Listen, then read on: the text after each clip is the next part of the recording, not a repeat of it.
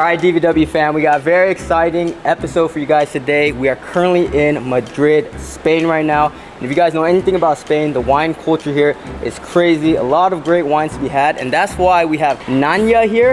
She is a wine expert and professional wine enthusiast. How about I let you tell the DVW fam about yourself? Well, first of all, buenas tardes. Welcome in Madrid. I'm Nanja. I'm a wine expert and also professional. And I'm super excited today to go and bring the DVW family on tour with me. We're going to be visiting a couple of locations here in Madrid, seeing what the variety of wine places we have here in this beautiful capital city of Spain. Awesome, appreciate you.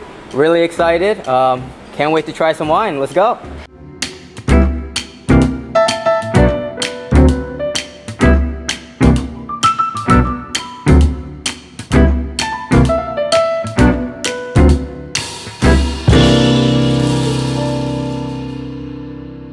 All right, guys, so we're on our first spot on this tour. How about you let us know where we're at? All right, so we're actually here in a very classic tavern in the heart of Madrid. This is called Kasa Marara, and I wanted to make sure that we kick off today's wine tour with something that has a base also of wine, even though it might not look quite like that. This is vermouth, and vermouth is kind of a massive deal here in Spain. Because if I may say so, this is kind of like what you want to kick off with, because it's going to generate, I think all the good vibes for what is ahead of us, because we're going to be visiting quite some places. Let's have a look for a second at this drink here, because it kind of looks the color of Coca-Cola, right? Mm-hmm. Or like something really dark at least. Yeah. So the funny thing is, this is actually starting with the base of white wine, not red wine. And this is quite an important drink, I'd say, because we tend to have this with this thing here. So this, I would say, is one of the best pairings out here in Spain. This is a vermouth, and may I also say de grifo, so that means it's from the tap, so it's not from a bottle. And the grifo is kind of like a really, really big deal, because what we want to have is something that comes fresh from the tap. But we're having this with this little thingy here, which is called gila. This is actually going to tick all of the boxes that you're looking for. It's going to have acidity, it's going to have something spicy, it's going to have something sweet, something umami, something salty, because we have here the piparras, the little hot peppers. We have an anchoa, the boqueron here, which is the one in vinegar, and we have the salted cure one. Now this is what you kind of want to have with your vermouth, because this is super sweet, and this is gonna, give you the perfect balance. Gila is a movie with Rita Hayworth. Is considered like the one bite that we have here, and Rita Hayworth is, like for a lot of people, like a very funny relationship with this thing here, that we do really try to eat this in one bite. All right, that's a good challenge to take this in one bite. And also I just want to comment on this place, as well as a lot of taperias in town. It's really cute, nice environment. We're right next to a little window, so some fresh air. Yeah. All right, cheers. So good. I think I took that challenge too seriously.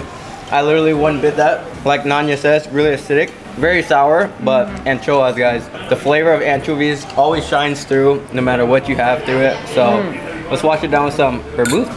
We gotta look each other in the eye. Really? Okay. Yeah. This is how we drink. All right. Oh, this is good. Delicious. Really sweet, but not too sugary. Not bitter at all.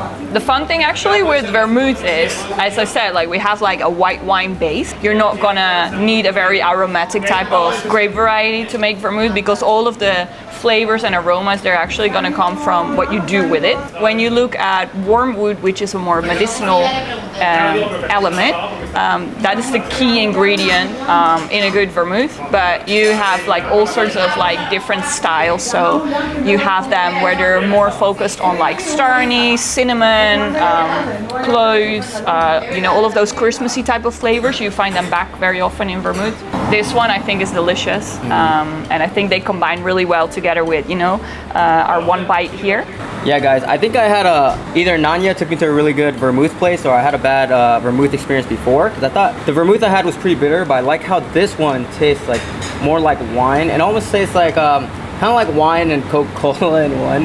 With really Christmas sweet, vibes. Christmas vibes. really sweet. I think the Christmas vibes comes from like the caramelization. It's like a little bit caramelly too and thick. DVW score for this, I give this like a 9.1 out of 10. Yay. My best vermouth I've had so far in Spain. It's called Zecchini, by the way. Zecchini. Zecchini. Yeah. All right, guys, the cool thing about drinking in Spain and in Europe in general is that you guys could get drunk or get buzzed and you don't have to drive. So we're walking to our next spot in the streets of Madrid. And by the way, we're here in this beautiful area called Malasaña, and we're moving our way to the next area, barrio we call these, which is Chueca. Okay, so getting great views too on this vino tour.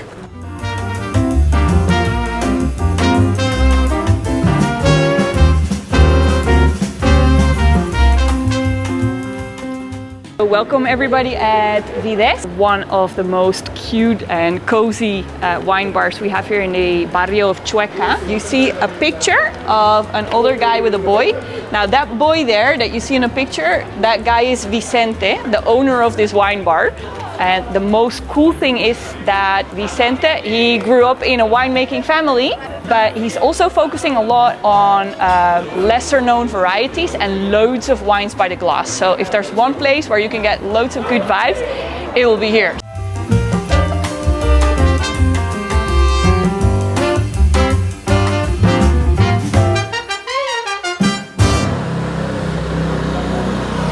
I don't think I've been in such an enclosed space with such a concentration of wines everywhere. It's like a size of like a little bar, but there's wine in every corner that you could look at, guys. This is like a wine paradise here in Madrid. Here we have a map of Spain and all of the wine regions. Now, in this location, we're gonna focus on white wines only. And I'm gonna bring you to both northern corners of the country. So one of them is gonna be the province of Galicia, bordering with Castilla y León. And the other corner is gonna be here, the Basque country, with also notoriously amazing wine. So we're just focusing on white wines from Spain at the moment. What's interesting, for example, here that you don't see maybe in every Spanish wine place, the glasses are pretty big, because what we want is when we swirl, you know, the wine around in the glass, we want to create like surface area between the wine and the glass, because that means that all of those aromas beautifully, you know, kept inside that wine can open up. And then we put our nose in the glass to smell. Make sure that you really take a good sniff, you know, and see what aromas come. And then, of course, we're gonna taste. So we're gonna take a little sip, and then we're gonna, you know, wash it a little bit through our mouth to see what's coming up. Absolutely delicious, but I of course know what it is. From all of the places here in Madrid, when you order a white wine, there's usually one or two white wines that you're gonna find everywhere. So there's gonna be always one grape variety called Verdejo. The second one that you're gonna find in a lot of places is the grape variety called Albarino. Now that's a wonderful variety, very crisp and acidic. If you move here to the north and then on the west, you have here the province called of Galicia. In Galicia and bordering with Castilla y León, there is a grape called Godello.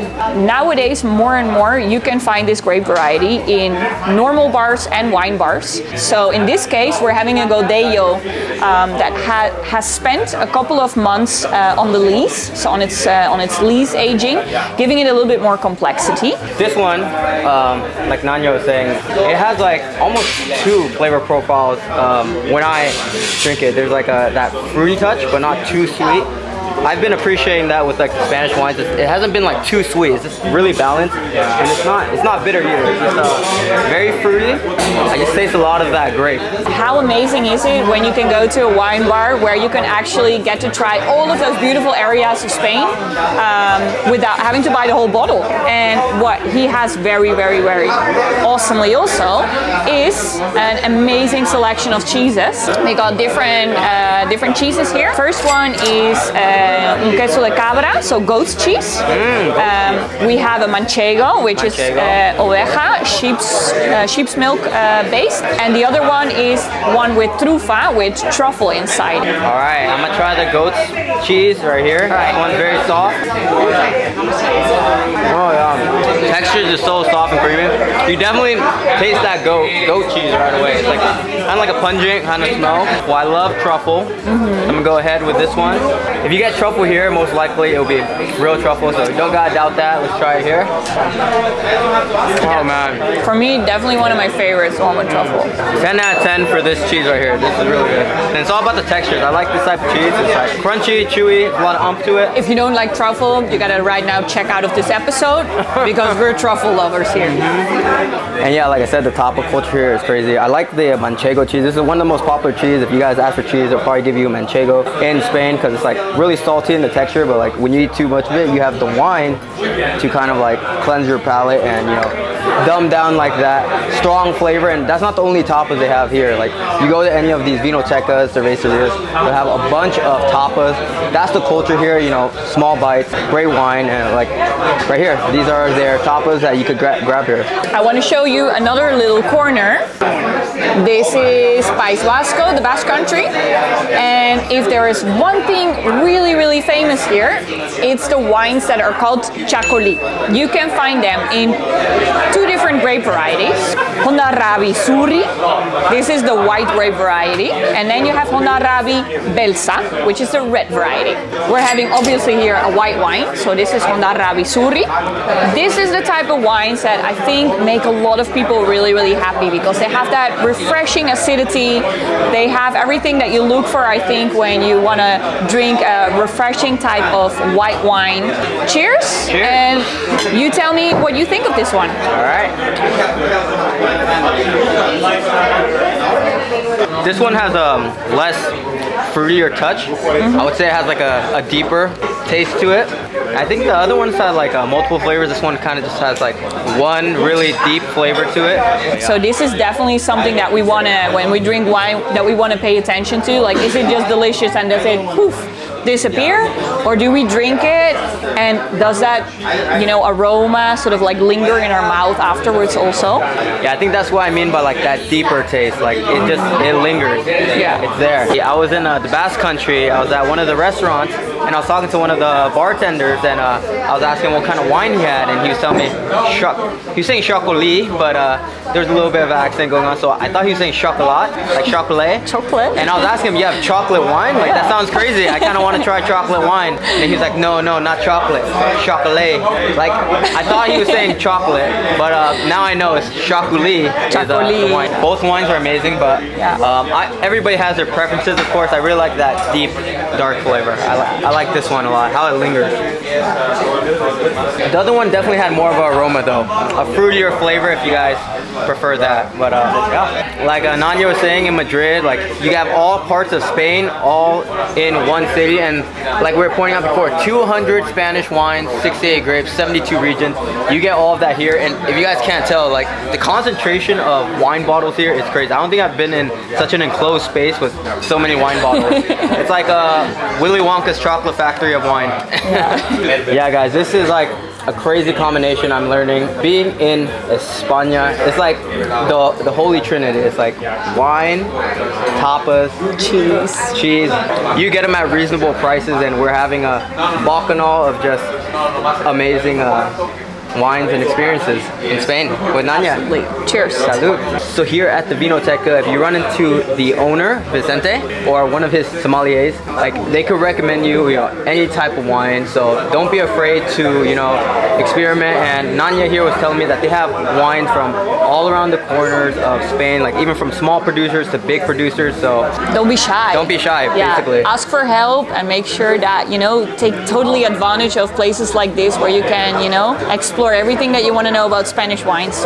As a Spaniard, have you heard about Chacolí? Personally, yes, but I think I discovered it like a year ago or so. So probably, if you will ask my mom, she would probably tell you she doesn't know what the Chacolí is. So I think it's pretty impressive if you come to Spain, you try Chacolí, you probably know something a lot of Spanish people don't even know. Even as a Spaniard, there may be like a lot of different varieties that I have never tried. Wine and beer, like we have so much to try in Spain. It's hard to catch.